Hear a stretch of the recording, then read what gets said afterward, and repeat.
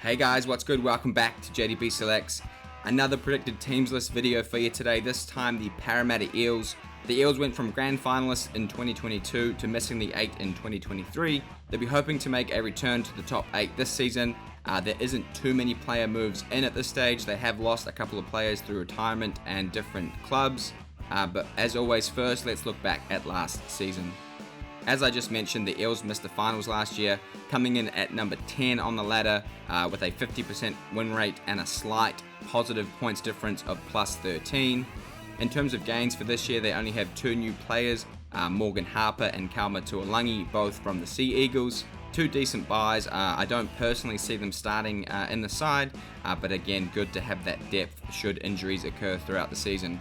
And in terms of losses, they lose 5 players this year.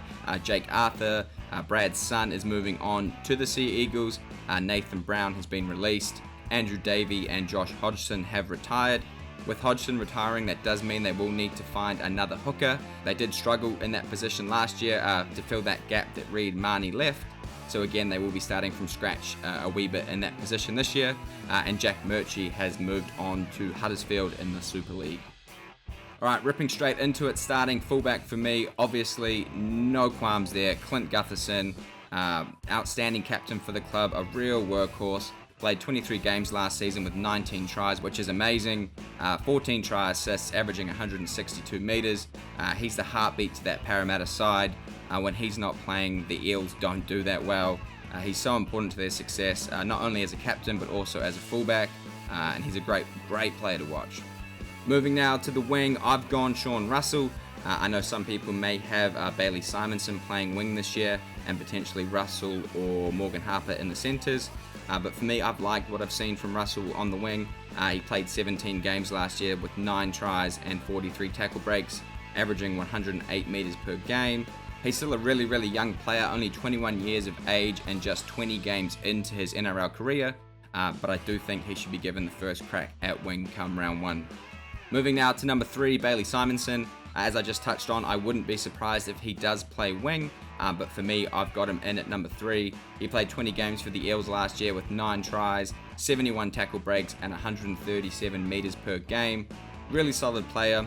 This will be his 3rd year at the Eels since he joined from the Raiders in 2022. Very dynamic player, very strong, very hard to tackle. So for me, I've got him in at 3. And the other centre, I've gone Will Penasini. Similar to Simonsson, played 24 games last year, 8 tries, 8 try assists with an average of 131 metres. Similar to Bailey, he's another super hard guy to tackle. He does tend to lack a bit of footy IQ from time to time. So this season, with the additional depth of the likes of Daejarn, Morgan Harper coming across, there will probably be a bit more competition for these positions this season.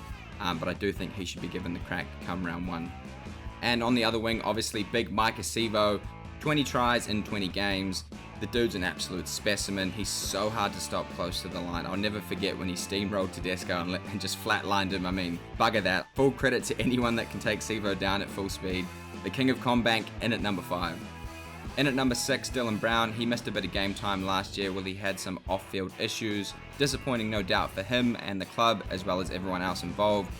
But when he did come back at the tail end of the season, he stood up and it didn't seem to be phasing his gameplay. They did look a better side with Brown back in the halves in place of RC. So looking forward to him hopefully playing the full season next year because the Eels definitely did miss him in stages. And in at number 7, obviously Mitch Moses.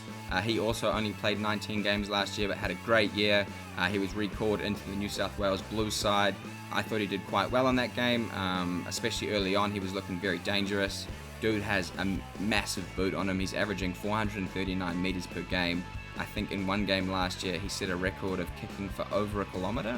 Pretty sure it was a K, but anyway, the man is super talented and a key part to the Eels' success. Moving now to the forward pack, starting prop for me, Reagan Campbell-Gillard. Similar to a few of these players, he missed a lot of games last season, only playing 14. I believe a good chunk of that was through a hip drop tackle suspension. So hopefully that's a thing of the past in 2024, but don't hold your breath. Averaging 148 meters per game through 13 hit-ups. Again, one of those players that wasn't around a lot last season, and the Eels definitely missed his presence, so hopefully he can be fit and healthy all the way through 2024. And coming in at 9, probably the biggest change for the Eels this season will be at hooker. We touched on it briefly at the start that Josh Hodgson has retired.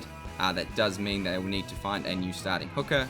Brandon Hands would be my first choice at number 9. He played 9 games last year in a mixture of roles coming off the interchange bench, but I do think he should be given the first crack. I know they've also signed Joey Lussick, who is a decent hooker as well, but I think based on his performance last year, I'd be going Hands to start in round 1. And the other starting prop I've gone for, no questions there, Junior Paulo. There's not much I really need to say about Junior. He's an absolute beast on the field, averaging 147 running meters through 12 hit-ups per game, 24 tackle breaks and 3 tries.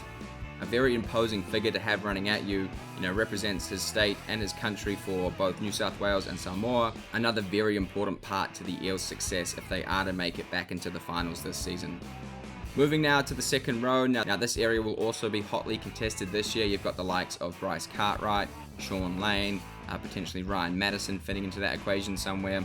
Personally, I've gone Shaun Lane, who had a very, very unlucky 2023 season, only getting 10 games in for the single try, but still managing a 96.6% tackle rate. Personally, I thought Lane was one of the unsung heroes in the Eels 2022 campaign, and because he was out with injury most of last year, I do think he'll be better for it in 2024, especially with a full pre-season under his belt. So for me, Shaun Lane retains that number 11 jersey come round 1. And the other second rower I've gone for is Bryce Cartwright. He had a bit of a career best year last year, or at least in my opinion was looking very, very dangerous on that right edge. 24 games last season for 7 tries, 7 line breaks, averaging 111 meters per game with a 90.2% tackle efficiency. So again, based off his performance last year, I think you got to give him that jersey come round 1. And coming in at lock, obviously Jermaine Hopgood. Similar to Bryce, he had an absolutely outstanding year last year. Became an instant fan favourite, not only just for Eels fans, but rugby league fans in general. A real breakout year for Jermaine coming across from the Penrith Panthers. It's made even more impressive by the fact that he's only played 33 NRL games in his career thus far.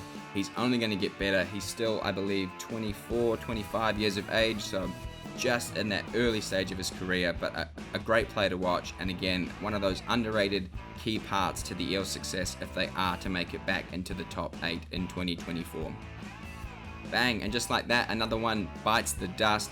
Thank you as always for watching. If you are new here, hit that subscribe button, leave a like on the video, drop your predicted teams list in the comments below, and I'll see you in the next one.